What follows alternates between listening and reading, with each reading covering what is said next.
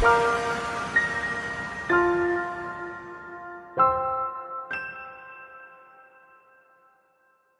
last Sunday po, kung nandito kayo,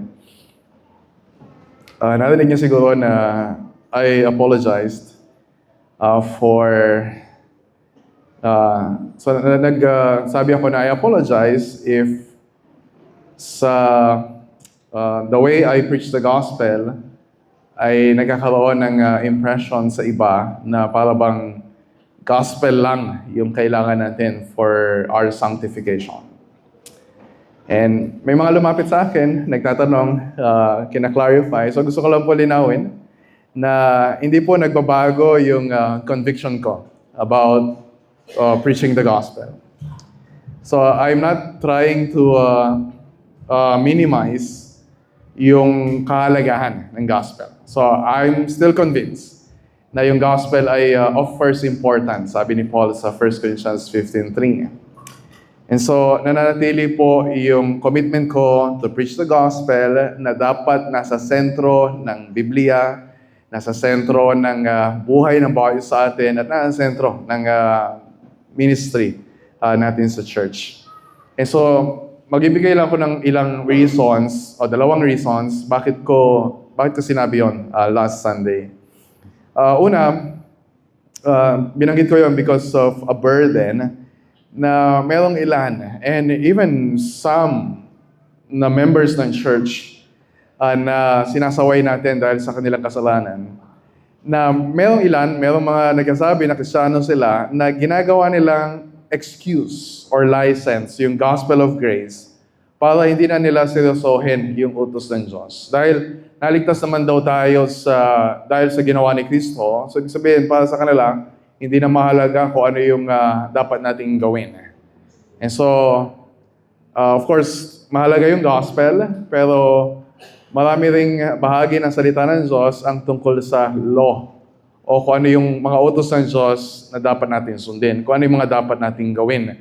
And dito sa part ng pag-aaral natin sa Ephesians, ang dami nating mababasa tungkol sa itong dapat nating gawin, itong dapat nating gawin, itong dapat nating gawin. So, ang isang burden ko and one of my concerns ay wag nating gagawing excuse yung gospel of grace para sabihin na pwede naman pala tayong magpatuloy sa kasalanan without serious or eternal consequences para sumagana yung biyaya ng Diyos. And so yung reply ni Paul sa ganitong klase ng baluktot na pag-iisip, sabi niya sa Romans 6:1-2, no way, hindi dapat ganyan yung pag-iisip natin. And second reason, bakit ko nabanggit yon ay as we take a look at several sections ng Scripture, ay nakita natin na gumagamit ng Diyos ng iba't ibang paraan. Gumagamit ng Diyos ng iba't ibang motivations para tulungan tayo, para i-push tayo, para i-motivate tayo na sumunod sa kanyang mga utos. So, hindi lang, pinakamahalaga syempre yung gospel. Pero katulad ng sabi ni Jared Wilson sa mga articles niya sa Desiring God, sabi niya, yung gospel-centeredness, hindi ibig sabihin ay gospel-onlyism. Okay, so nakasentro tayo sa gospel, pero hindi natin sinasabi na gospel-only yung kailangan natin sa Christian life. Nasa sentro yung gospel, pinakamahalaga sa lahat, pero makikita rin natin sa salita ng Diyos na merong mga seryoso na sinasabi ang Diyos na warnings o mga babala na ito yung mangyayari sa atin kapag hindi tayo magpapatuloy na sumunod sa mga utos niya, kapag tayo ay magpapatuloy sa ating kasalanan. And yun yung nakita natin sa Ephesians 5:5-6 na pinag-aralan natin sa dulo ng text natin last week. So, ang prayer ko na maging response natin dito ay kung siniseryoso natin na pinaniniwalaan yung pinag-aralan natin sa Ephesians 1-3, na talagang napakasarap pakinggan kasi ito yung ginawa ng Diyos para sa inyo, ito yung mga pagpapala ng Diyos para sa atin. So kung gaano tayo kaseryoso na tanggapin lahat yon, paniwalaan yon, ay dapat ganoon din tayo kaseryoso na tanggapin ang lahat ng sinasabi ng salita ng Diyos mula chapter 4 hanggang chapter 6 ng Ephesians, na sinasabi sa atin, ito yung dapat na response na gawin natin doon sa mabuting balita na pinaniniwalaan natin. And so, we have to take this seriously kasi bawat isa sa atin, natutokso pa rin tayo na bumalik doon sa dati nating pamumuhay. Pero sabi ni Paul, di ba, beginning at chapter 4, sinasabi niya na huwag na ninyong babalikan yung dati ninyong paraan ng pamumuhay. Natutokso tayo na tularan yung pamumuhay ng mga tao sa paligid natin. Natutokso tayo na maging in or maging cool or maging acceptable sa mga unbelievers. So sabi ni Paul, huwag ninyong gagayahin yung klase ng pamumuhay ng mga unbelievers. O kaya, natutokso din tayo na daming kasamaan na nangyayari sa paligid natin. Alam natin na tayo ay mga nakay Kristo. So, andun yung temptation sa atin na deadmahin na lang yung nangyayari sa paligid natin. Huwag na natin pakialaman yung mga kalokohan na ginagawa nila. Mag-focus na lang tayo sa dapat nating gawin. And mamaya makita natin sa text natin na even that ay hindi tamang response sa kasamaan na nasa paligid natin.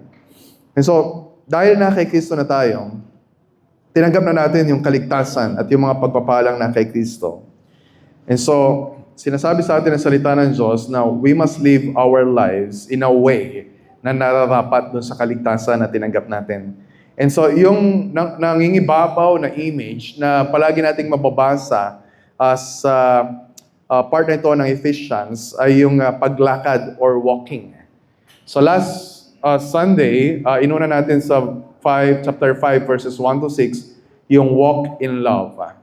And then next week, pag-usapan naman natin yung focus 7 to 14, sabi sa verse, sa 15 to 21, sabi sa verse 15, walk not as unwise, but as wise. And then ngayon, ang focus natin ay yung verses 7 to 14, na sinasabi dito sa atin na to walk as children of light. Pansinin niyo yung tatlong sections na yon na binabanggit na tayo ay dapat na lumakad sa pag-ibig, liwanag, at karunungan. Ito yung buhay Kristiyano na dapat we are being imitators of God. Ginagaya natin ang Diyos dahil ang Diyos natin ay pag-ibig, ang Diyos natin ay marunong, ang Diyos natin ay liwanag. And so, yung text po natin ngayon sa verses 7 to 14, ang nangingibabaw na image dito ay yung liwanag. In contrast sa kadiliman. So, let me read sa salin ng English Standard Version. Therefore, sabi ni Apostle Pablo, do not become partners with them. For at one time you were darkness, but now you are light in the Lord. Walk as children of light, for the fruit of light is found in all that is good and right and true. And try to discern what is pleasing to the Lord. Take no part in the unfruitful works of darkness, but instead expose them. For it is shameful even to speak of the things that they do in secret. But when anything is exposed by the light, it becomes visible. For anything that becomes visible is light. Therefore it says, awake, O sleeper, and arise from the dead, and Christ will shine on you. And so, sa text na ito, ay makikita natin na itinuturo ng salita ng Diyos. So, I'll try to summarize yung sinasabi ni Paul. Na sa halip na makibahagi tayo sa gawain ng mga di-Kristiyano, sa halip na makibahagi tayo sa kadiliman, ang dapat nating gawin ay magpatuloy na huwag matinag sa paglakad sa liwanag at maging matapang na ilantad o ibunyag yung gawa ng kadiliman. And so, isa-isahin po natin yan para maintindihan natin. So, unahin natin kung ano yung sinasabi dito ni Paul na hindi natin dapat gawin. And dalawang beses yung sinabi. Sinabi niya sa verse 7, sinabi din niya sa verse 11. Sabi niya sa verse 7, therefore, do not become partners with them. So yung tinutukoy niya ng mga tao dito ay yung binanggit niya sa verses 5 to 6 na ito yung mga sons of disobedience. Ito yung mga unbelievers. Or ito yung mga kahit sinasabi nila na Kristiyano sila, pero hindi mo naman mababakas sa buhay nila na sila ay totoo na mga Kristiyano. And sabi ni Paul, do not become partners with them. And sabi niya, therefore, ibig sabihin, katatapos niya lang sabihin yung serious consequences kapag isang tao ay magpapatuloy sa kasalanan, na wala siyang mana sa karya ng Diyos, na poot ng parusa ng Diyos yung naghihintay sa kanya. So, in light of that serious reality, ganito dapat yung hindi natin dapat gawin. Huwag tayong makikisama o huwag tayong makikibahagi sa kanila. Ibig sabihin, kung ayaw ninyo na matulad yung kahinatnan ng buhay ninyo sa kakahinatnan ng buhay ng mga unbelievers, huwag nating tutularan yung paraan ng kanilang pamumuhay. So, wag nating i-entertain. O wag na bibigyan ng maling pag-asa yung sarili natin na we can live our lives na tulad ng mga unbelievers. Tapos, in-expect natin na sa langit pa rin tayo mapupunta.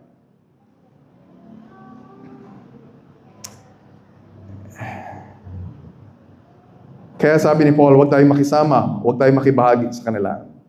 So, hindi lang ito yung, posible rin naman kasi na hindi mo ginagaya yung lifestyle nila. Pero possible din na you are in a relationship sa isang unbeliever.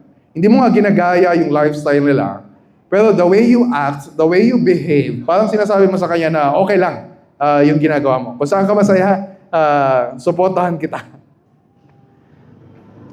Ito yung paalala din ni Paul, 2 Corinthians chapter 6, na huwag makipamatok or do not be unequally yoked sa mga unbelievers. Sinasabi niya, walang partnership, walang fellowship, yung mga believers sa unbelievers.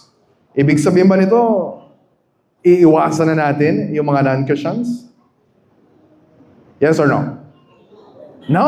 Ang sabi ni Paul, sa 1 Corinthians 5, kung ganon, kailangan na natin pumunta sa Mars para mangyari yun. Hindi talaga yung sabi ni Paul. Pinaraphrase ko lang.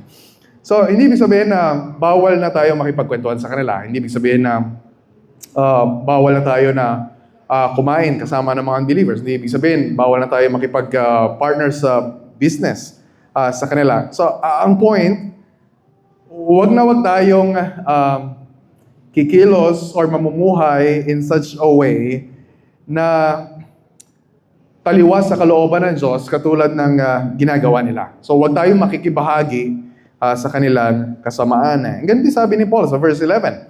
Ito yung second part naman, yung second section ng text na to. Sabi ni Paul, take no part in the unfruitful works of darkness. Huwag makibahagi. So yung word na take part or makibahagi, ay galing sa root word na koinonia, na usually tinatranslate natin as partnership or fellowship.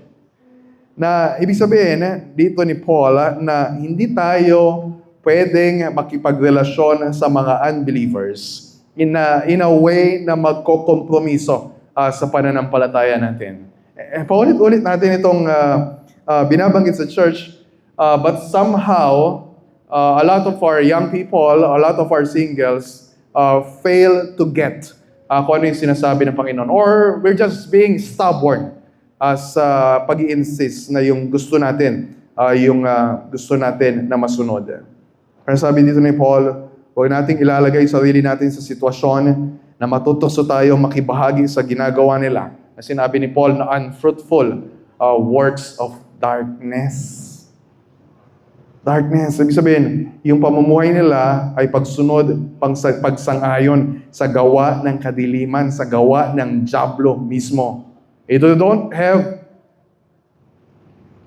ayaw ng Diyos na magkaroon tayo ng participation or partnership sa gawain ng kadiliman. And that's unfruitful.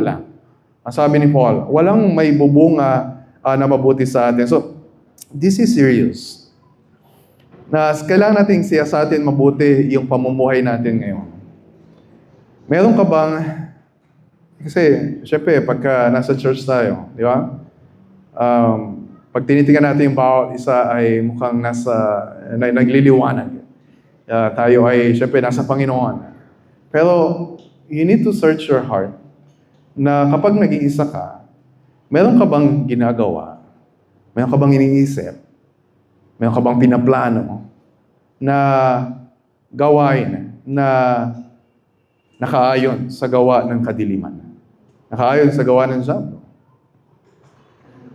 Or meron ka bang mga ginagawang business practices na tumutulad sa practices ng mga non-Christians para lang makalusot sila sa mga maling mga kalakaran ng gobyerno? O kaya makiayon sa kamunduhan? O kaya are you in an intimate relationship with someone na hindi Kristiyano? O meron ka bang mga kaibigan na sinasamahan at nakikita mo, alam mo yung ginagawa nilang kasalanan, pero yung attitude mo sa kanila ay nagbibigay ng impression sa kanila na okay lang, aprobado lang yung lifestyle nila. And so tandaan natin sinasabi ng salita ng Diyos, huwag tayong makibahagi sa kasalanan ng ibang tao. At huwag tayong mamumuhay in such a way na nagbibigay ng approval sa ginagawa nilang kasalanan.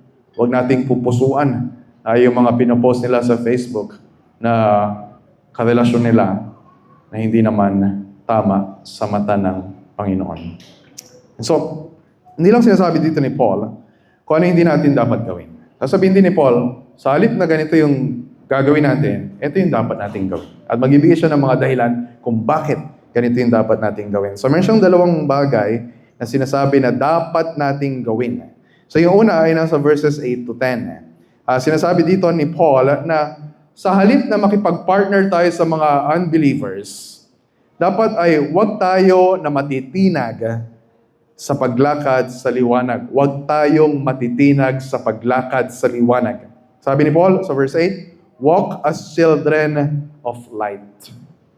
Walk as children of light. So ano bang buhay yung nasa liwanag? Ito yung buhay na tinutularan yung karakter ng Diyos. Diba sabi sa 1 John 1:5, God is light and in Him is no darkness at all. So lumalakad tayo sa liwanag dahil ang Diyos natin ay liwanag at siyang nasa liwanag. Ito yung buhay na ayon sa sinasabi ng salita ng Diyos. Hindi ito yung ayon sa sinasabi ng ibang tao sa paligid natin. Hindi ito yung ayon sa sinasabi ng tibok ng puso natin. Ito yung ayon sa liwanag ng kanyang salita. Hindi ito madali for all of us. Lalo pat meron pang natitirang desire sa heart natin na gustong-gusto natin gawin yung gawain ng kadiliman. Yung pinag-usapan natin last week. Yung sexual immoralities, yung impurities sa pag-iisip, yung covetousness, or yung greed, o yung kasakiman sa material na bagay. Hindi ito madali dahil sa pressure sa paligid natin na yung view about sexuality, yung view about relationships ay ibang-iba sa itinuturo ng salita ng Diyos. Na kapag nagsabi ka ng conviction mo tungkol sa salita ng Diyos about homosexuality, about marriage, ay talagang abot-abot ng mga negatibong salita yung maririnig mo. And they will even attack you for believing the Word of God. And so, because of these pressures sa sariling puso natin, yung pressure sa paligid natin, yung panawagan sa atin ng salita ng Diyos ay huwag tayong matitinag. Magpatuloy tayo sa paglakad sa liwanag. Huwag tayong atras, huwag tayong liliko sa kanan, huwag tayong liliko sa kaliwa. Magpatuloy tayo sa paglakad. And bakit natin dapat gawin? And so, para matulungan tayo na maging buo yung loob natin. And we have to admit, we are so weak in terms of motivation. Kapag dumating yung temptation, kahit sabihin natin ngayon, okay, magiging buo ang loob ko, I will continue walking yung path na nilatag sa akin ng Panginoon. But pagbukas mo pa lang ng Facebook, pagbukas mo pa lang ng internet, kapag meron pa lang nag-chat sa'yo, it's so easy for us to give in do sa temptation. And so we need yung motivation sa galing salita ng Diyos. May tatlo na binanggit si Paul. Yung una, nakalagay din sa verse 8, na may kinalaman ito sa bago nating pagkatao or identity kay Kristo. Paulit-ulit na natin itong in-emphasize sa Ephesians. Sa dahil tayo ay na kay Kristo, because our new identity is in Christ, dapat mamuhay tayo na naayon doon sa bagong identity natin. So we must walk in a way na consistent kung sino tayo. Sabi ni Paul, walk as children of light. Ibig sabihin, kung ikaw ay Kristiyano, you are a child of light. Ibig sabihin, hindi tayo dati ganito. Dati tayo ay children of darkness. Ngayon, sinabi din ni Paul sa verse 8. Diba sabi niya, before you command na walk as children of light, for, ito yung dahilan. Bakit tayong dapat magpatuloy sa paglakad sa liwanag? For at one time, you were darkness, but now, you are light in the Lord. Nakita niyo yung malaking pagbabago na nangyari sa atin? That's a radical change. Hindi siya kakaunting pagbabago lang. Na-experience ninyo na isang gabi, di ba nag-blackout, tapos everything is pitch black. Tapos biglang nagkaroon ng kuryente. Maliit na pagbabago lang ba yun nangyari? No. Nakita mo na lumiwanag sa paligid. That's a radical change. Yun yung nangyari sa atin nung tayo sa regeneration natin at conversion. Sabi sa Colossians 1:3 na tayo ay hinango mula sa kapangyarihan ng kadiliman tungo sa kaharian ni Kristo. Nasa liwanag na tayo dahil tayo ay na kay Kristo. Ano sabi ni Christ sa John 8 verse 12? Ako ang ilaw ng sanlibutan. Ang sumusunod sa akin ay hindi kailanman lalakad sa kadiliman, kundi magkakaroon ng ilaw ng buhay. So tayo mga Kristiyano, meron na tayong bagong location. We are in Christ. Nandun na tayo sa kaharian ni Kristo, ng liwanag. Wala tayo sa kaharian ng kadiliman. So merong change of location. Pero, yung sinasabi dito ni Paul, ay higit pa sa change of location. It's a change of our nature, our identity. Kaya sabi niya, but you were darkness. Ang sasalin sa MBB, tayo ay nasa kadiliman. Pero literally, noon tayo ay kadiliman. Hindi lang tayo nasa kadiliman, we were darkness. Tapos nung tayo ay nakikristo, hindi lang sinabi doon na tayo ay nasa liwanag na. Sabi, tayo ay liwanag sa Panginoon. We are light, you are light in the Lord. Meron na tayong bagong nature. So, ibig sabihin, namuhay tayo sa paraang angkop, tugma, swak, fitting sa bago nating identity kay Kristo. Kung tayo tayo ay liwanag, tayo ay nasa liwanag. So hindi ba akma na tayo ay nagpapatuloy sa liwanag? And it's not consistent. It's contradictory kapag mamumuhay tayo katulad ng mga tao sa mundo na nasa kadiliman. And so ikalawang dahilan, nasa verse 9, may kilalaman ito sa bagong gawain. Kung meron tayong bagong pagkatao, meron itong bunga na bagong gawain. Sabi sa verse 9, sapagkat ang bunga ng liwanag ay nasa lahat ng mabuti, matuwid at katotohanan. So, meron hindi pwede na Kristiyano ka pero walang bunga yung bagong regenerated or converted na nature. Na yung bunga na makikita sa atin ay reflective ng karakter ng Diyos. Tatlo yung binanggit dyan. Mabuti. Gumagawa tayo ng mabuti, nagsisikap tayo ng gumawa ng mabuti dahil ang Diyos natin ay mabuti, is perfectly good. Tapos, matuwid. Nagsisikap tayo na magpatuloy sa katuwiran at kabanalan dahil ang Diyos natin ay matuwid, perfectly righteous, perfectly holy. And nagsasalita tayo na may katotohanan at nagsisikap tayo na mamuhay, nagsisikap tayo to speak the truth in love to one another, kaya lang Diyos natin ay purong katotohanan at walang kasinungalingan sa Kanya. So, ito yung klase ng buhay na bunga ng bagong pagkatao na meron tayo, created after the likeness of God in true righteousness and holiness, Ephesians 4:24.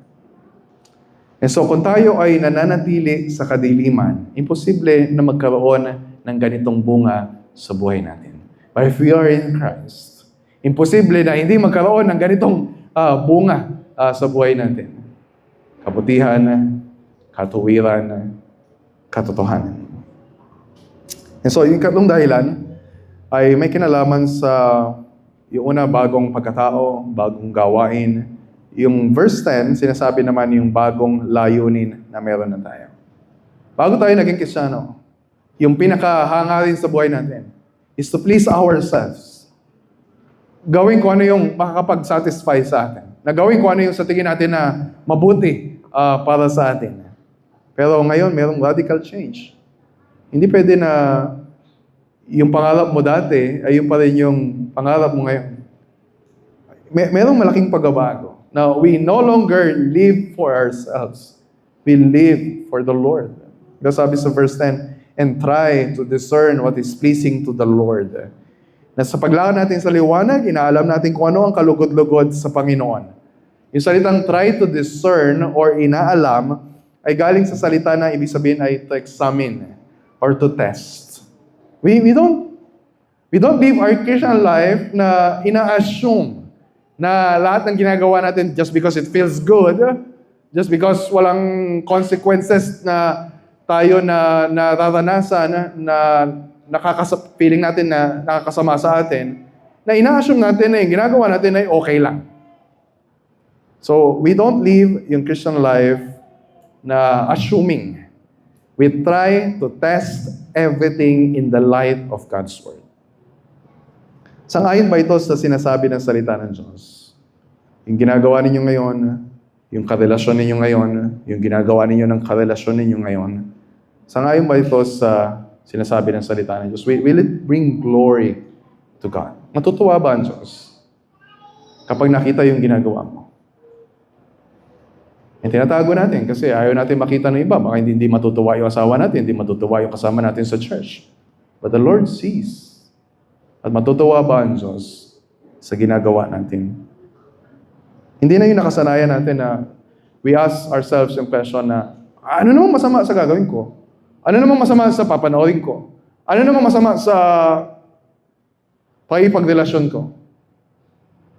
Merong change of questions na we ask bago natin gawin yung isang bagay.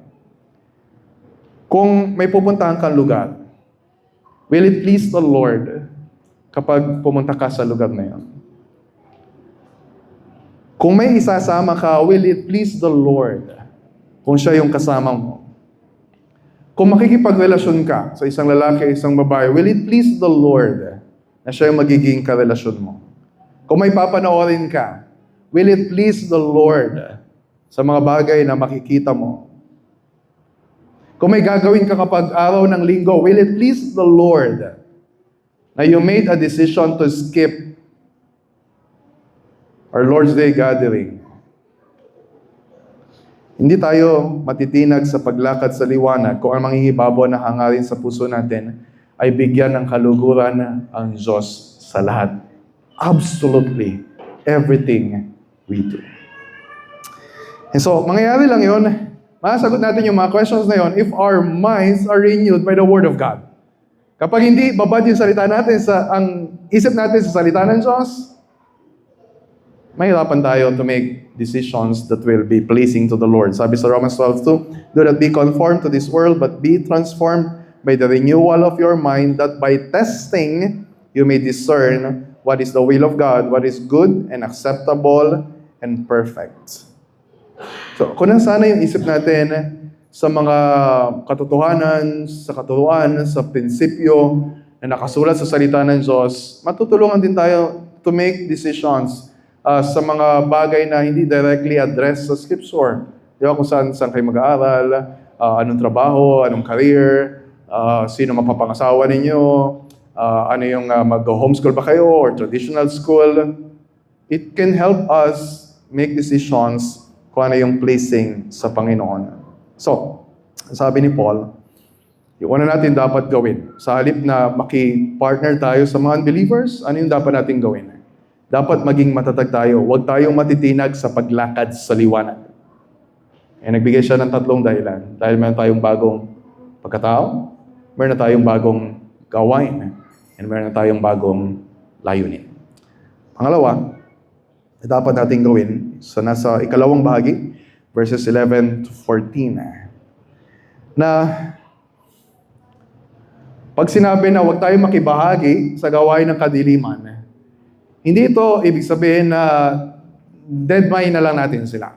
O wag na natin pakialaman sila. O kaya tuldukan na natin yung buhay nila na sobrang nasa kadiliman na sila, sigurado sa impyerno na sila mapupunta. Bahala na kayo sa buhay niyo. That's not a right response. If we know someone walking in the dark. Sabi ni Paul sa verse 11, take no part in the unfruitful works of darkness, but instead, expose them. May kailangan tayong gawin. Sa Tagalog, ibunyag o ilantad o ibulatlat. Basta, i-expose. Na ibang-iba ito sa pakikibahagi sa gawain nila. Ang tungkulin natin ay ibunyag yung gawain ng kadiliman. Ito yung works of darkness. Ibig sabihin, kasalanan. Pagsuway sa Diyos, pag-rebelde sa Diyos. Walang mabuting bunga. Diba? Unfruitful works of darkness. Kung ang bunga ng buhay ng isang taong nasa liwanag ay kabutihan, katuwiran, katotohanan. So ang bunga naman ng gawa ng kadiliman ay kasamaan, kabaluktutan, kasinungalingan. At alam natin na yon ay mauuwi sa tiyak na kapahamakan.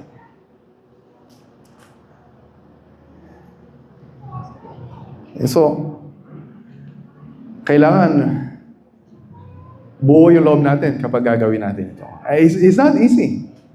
Can you imagine? Madali bang sabihin sa isang tao na magkarelasyon, pareho silang babae, at sasabihin natin sa kanila, sa harap nila, nagkakasala ka sa Panginoon, at kung magpapatuloy ka sa ganyang kasalanan, you're going to hell. It's not easy. Pwedeng ma-offend sila, pwedeng masaktan sila, pwede sabihin nila na ayaw na kitang kaibigan, ayaw na kitang kasama, and they'll just walk out dun sa conversation na yun. And so, we need boldness. But we also need gentleness. Hindi naman ibig sabihin na kapag may nabalitaan ka na gumagawa ng kasalanan ay talagang ibubunyag mo na in public and you will make a post sa Facebook na tingnan nyo yung tao na ito yung ginagawa niyang kasalanan. Kapag sinabing ilantad, not necessarily pakita sa lahat yung ginagawa nilang kasalanan. And of course, may mga occasion na kailangan gawin yun. Pero most of the time, nagsisimula ito sa private confrontation.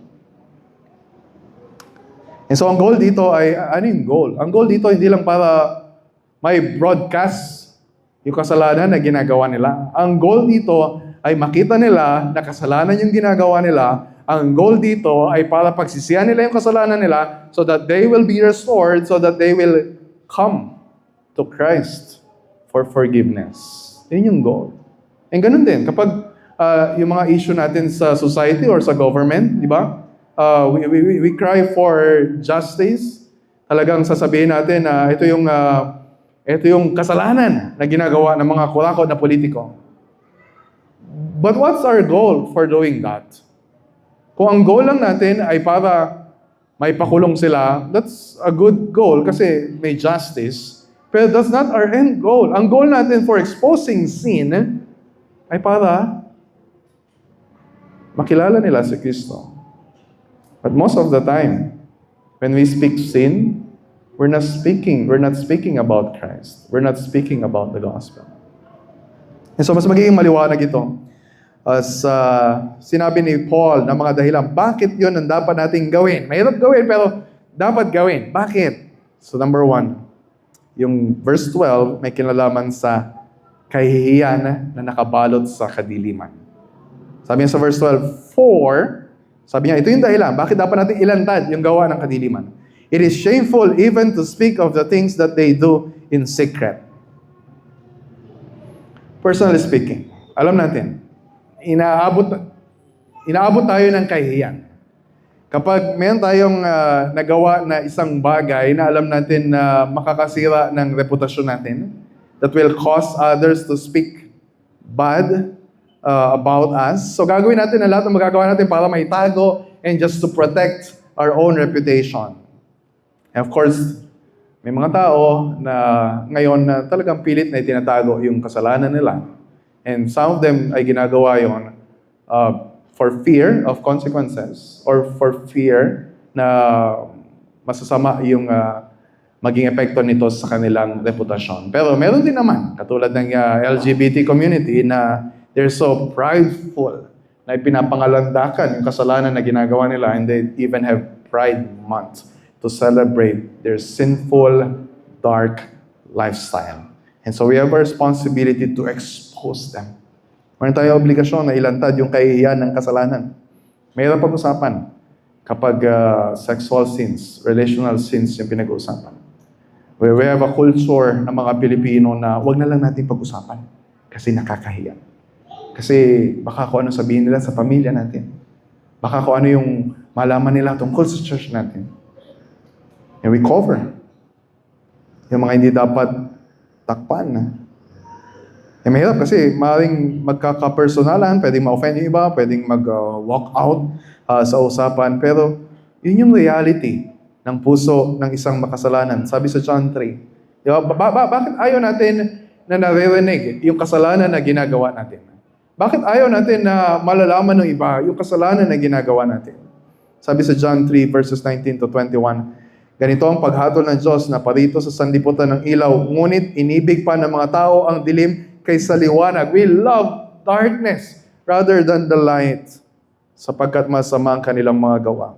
Kinasusuklaman ng mga gumagawa ng masamang ilaw, ni hindi lumalapit dito upang mahayag ang kanilang mga gawa. So, we must do everything we can para makita ng mga tao yung totoong kulay ng kasalanan. Kung ano yung kasinungalingan na pinaniniwalaan ng mga taong nauhumaling sa kasalanan.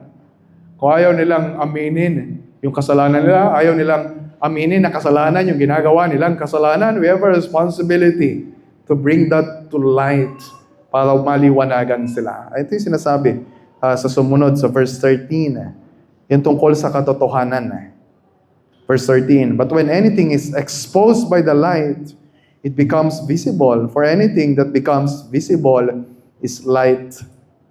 So, kapag inilalantad natin yung gawain ng mga unbelievers, o kaya yung mga kasama natin sa church na kailangan disiplinahin dahil sa kasalanan nila, ipinapakita natin na we are people of the truth. We love the truth. Gusto natin makita nila yung kasalanan nila in light of God's Word. Hindi dahil lang ito yung opinion natin. Hindi lang dahil ito yung komportable sa atin. Hindi dahil ito lang yung gusto nating gawin. Gusto natin makita nila na yung kasalanan nila in light of God's Word. Salita ng Diyos yung pamantayan natin dito. Hindi what you feel is right. Hindi kung ano yung sinasabi sa culture natin na popular or acceptable. But of course, we always remember na yung goal natin hindi para ipahiya.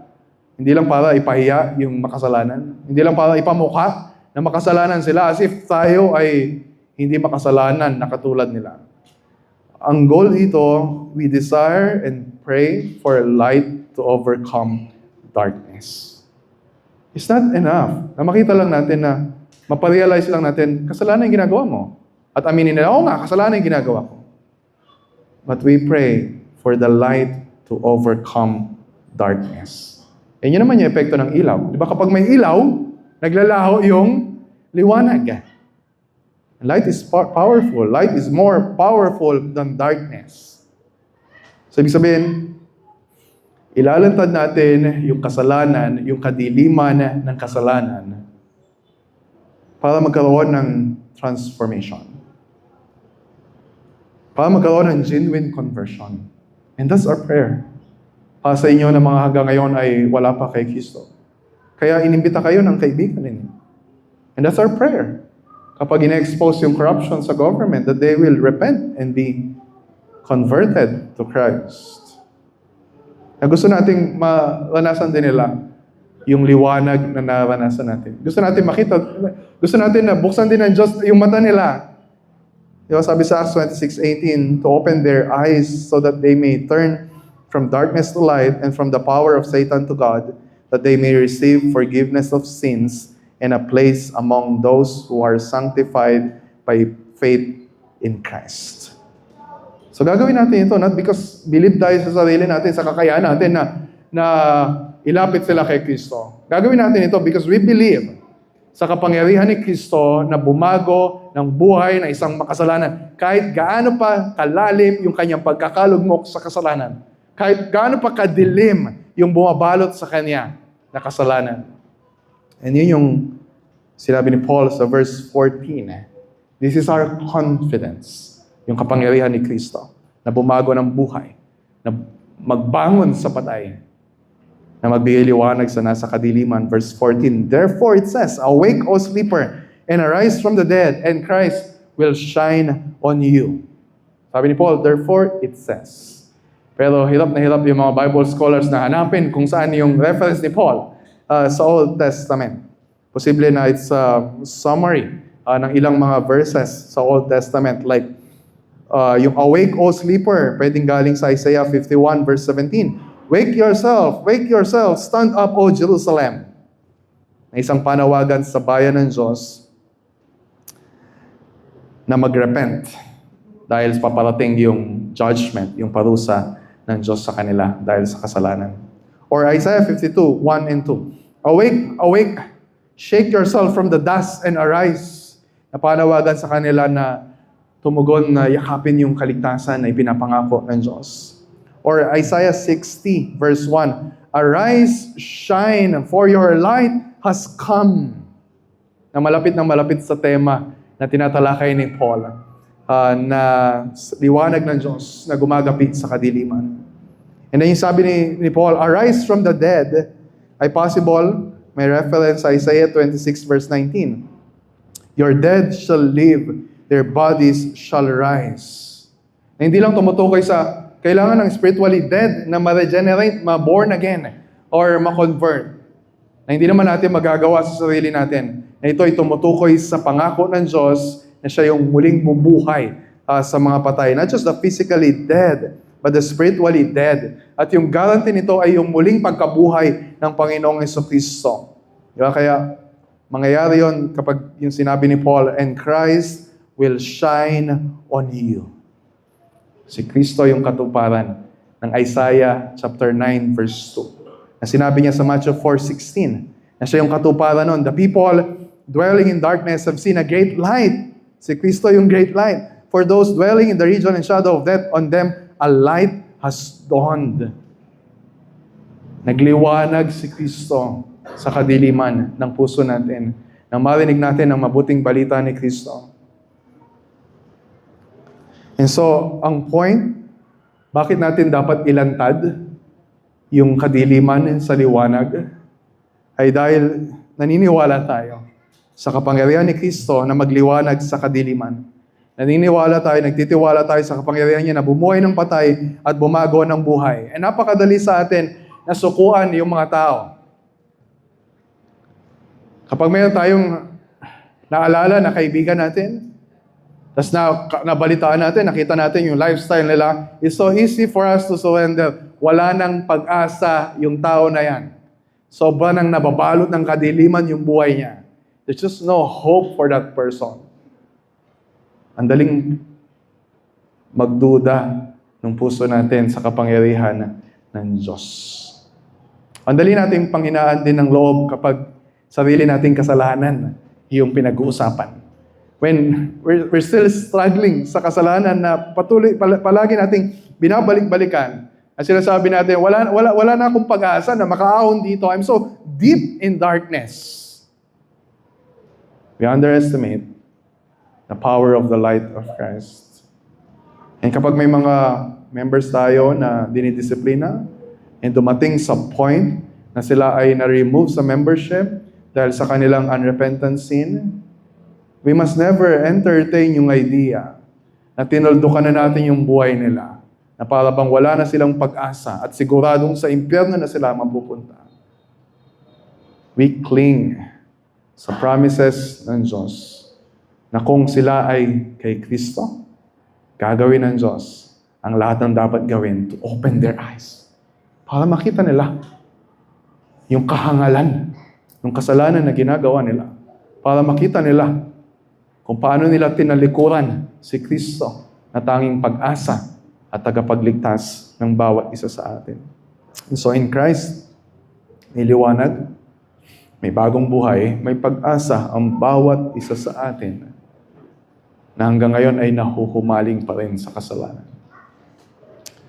So, to summarize, anong tinuturo sa atin ang salita ng Diyos ngayon? Pagsamasamahin nyo lang yung 3 major points sa outline.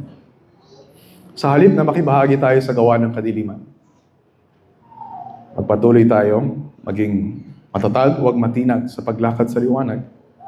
At gawin natin lahat ng magagawa natin para ilantad yung gawa ng kadiliman sa liwanag ni Kristo. Huwag makibahagi, magpatuloy sa liwanag, ilantad ang kadiliman. And to make this personal, I just want to close with 2 specific applications na kailangan matutunan natin. Number 1, gospel-driven confession. Pangalawa, gospel-exposing confrontation. Gospel-driven confession, yung una. May kinalaman sa sarili natin. Now, we need to search our hearts. Na meron ba sa inyo hanggang ngayon ay nasa kadiliman pa rin? Pumapasok ka sa simbahan, nakikinig ka ng salita ng Diyos, pero yung spiritual na kalagayan mo ay nasa kadiliman pa rin. Na yung gustong-gusto mong masunod ay kung ano yung makakapag-please sa sarili mo instead of pleasing the Lord. Aminin mo yung kasalanan mo. Talikuran mo yung kasalanan mo. Ask the Lord for forgiveness. And the Lord will accept you. The Lord will forgive you. The Lord will save you. At tayo ng mga na kay Kristo, we also practice gospel-driven confession. Na meron ba tayong ginagawa? Meron ba tayong iniisip? Meron ba tayong pinapanood? Meron ba tayong kinakasama? Meron ba tayong karelasyon na hindi akma sa mga anak ng liwanag? Meron bang mga kasalanan na kailangan nating ihingi ng tawad sa Panginoon? Hindi lang sa Panginoon, kundi ihingi din ng tawad sa ibang tao. Meron bang natitirang sama ng loob sa puso ninyo? Meron bang bitterness? Meron bang malice na natitira sa heart ninyo and you need to confess sa kapatid ninyo sa Panginoon? Meron bang sexual sins na kailangang ihingi ng tawad? Meron bang pananalita na nakakasira sa kapwa? Meron bang pananalita na may kabastusan, may kasinungalingan? Kaya huwag tayong matakot na aminin yung lahat ng ito. Kaya gospel-driven yung confession. Ibig sabihin, yung nagtutulak sa atin na lumapit sa liwanag ay yung liwanag din ng mabuting balita ni Kristo. Na hindi tayo matatakot sa consequences ng kasalanan natin. Because we believe na sapat yung ginawa ni Kristo sa krus to cover any shame, to cover any fear, to cover gaano man kalala yung kasalanan na nagawa natin. At siya rin yung tutulong sa atin para magpatuloy na makalakad sa liwanag ng kanyang salita. And then yung pangalawang application, gospel-exposing confrontation. Para sa iba. I will ask you, huwag kayong aalis sa lugar na ito na walang nailalagay sa isip ninyo. Sino yung isang tao na pinapaalala sa inyo ng Panginoon? Maybe a fellow member ng church na hindi na ninyo nakikita ngayon dahil lumalakad sa kadiliman, lumalakad sa kamunduhan, na uhumaling sa kanyang kasalanan. Or isang kaibigan or relative na unbeliever na talagang yung lifestyle niya ay nagpapakita na siya ay isang makasalanan. Maybe nasa same-sex relationship, o maybe may kinakasama na hindi naman niya asawa, and They are proud sa ginagawa nila. Anong gagawin mo para ilantad yung kanilang kasalanan sa harap nila? Para makita nila kung gaano ka foolish, kung gaano ka dangerous yung kanilang kinalalagyan ngayon. Not just how will you pray for them, but how will you speak sa kanila. We are so timid. Masyado tayong duwag sa pagharap sa mga taong nagkakasala. And when we're doing that, we're being so selfish. We're being unloving. Kasi alam nila na kapahamakan yung sasapitin nila, and we're not doing anything to expose them to the light. Again, yung goal, gospel exposing confrontation. Ang goal, magkaroon tayo ng opportunity na makita nila kung gaano kalaki yung pangangailangan nila kay Kristo. So that they will despair, they feel sorrow, and they will feel yung need to come to Christ alone para sa kanilang kaligtasan. That's our goal. And hindi madali. It's never easy. Na ilantad yung sarili nating kasalanan sa liwanag ng salita ng Diyos. Hindi madali na ilantad yung kasalanan ng kapatid natin o ng mga unbelievers para maipakilala sa kanila si Kristo. Pero gagawin natin ito. We keep preaching the gospel to ourselves. We keep preaching the gospel to other people. Dahil naniniwala tayo na higit na makapangyarihan ang liwanag na nasa atin. Kaysa anumang natitira pang kadiliman sa puso natin. Kaysa anumang kadiliman sa puso ng mga tao na babahagi na natin ang mabuting balita ni Kristo. And we believe, yung sinasabi sa 2 Corinthians 4:6, na when God said, let light shine out of darkness, has shown in our hearts. Yun din yung magliliwanag sa puso nila to give us the light of the knowledge of the glory of God in the face of the Lord Jesus Christ. Let's pray.